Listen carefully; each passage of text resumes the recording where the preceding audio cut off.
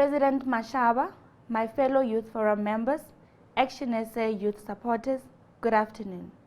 Before I can begin, may I kindly ask that we observe a moment of silence for Tsofatso Pule, Uyinene Mokgwetyana, Naledi Phangindao, and everyone who have lost their lives to gender-based violence and didn't even receive a headline.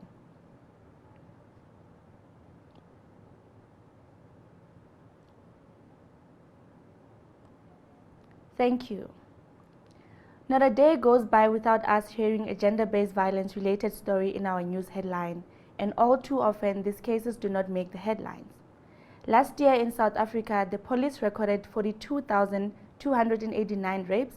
This is an average of 116 rapes each day.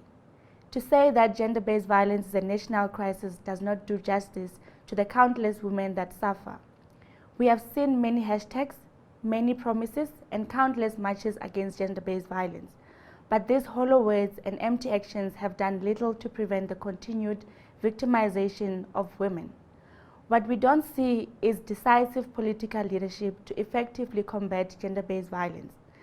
As the popular saying goes, a fish rots from the head. I strongly believe that the government has to be in the forefront of tackling this issue. Although policies and legislations are put into place to address this issue of gender-based violence, the efforts are not enough, as the government is failing to implement the policies. This needs to change. How then do we begin to address this crisis? How do we build a society that respects women and the rights of the LGBTQIA+ community? Central to tackling the issue of gender-based violence is educating children from a young age to challenge gender stereotypes and respect one another. Much of our effort in South Africa has been focused on response. However, this response efforts needs to be supported and complemented by prevention initiatives. We must equip women, young women, to be more assertive of their rights and safety, and introduce self-defense classes to empower young girls to defend themselves against sexual abuse and gender-based violence. Similarly, we must educate young boys to have respect for women. We must solve the problem at the source and build a society based on mutual respect.